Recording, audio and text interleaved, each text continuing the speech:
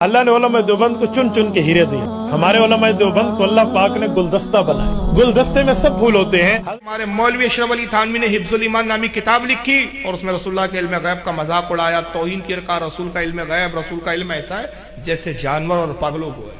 ये आपके कासिम जाना तभी जिन्होंने दारुल उलूम देवबंद का मदरसा बनाया, इन्होंने तहज़ुरुन नास लिखी, इसमें लिखा कि नबी के बाद, रसूल के बाद भी कोई नया नबी पैदा हो जाए तो हुजूर के खात्मे पे फर्क नहीं आएगा। ये बराइन कातिया लिखी, इसमें कहा कि रसूल से ज्यादा इल्म तो शैतान को है और शैतान का ज्यादा इल्म होना कुरान और नस से साबित है, रसूल का इल्म होना साबित नहीं। इसी किताब में लिखा अल बराइन कातिया में नबी पाक सल्लल्लाहु अलैहि वसल्लम ने उर्दू जबान हमारे देवबंद हमारे उलमा से सीखी है।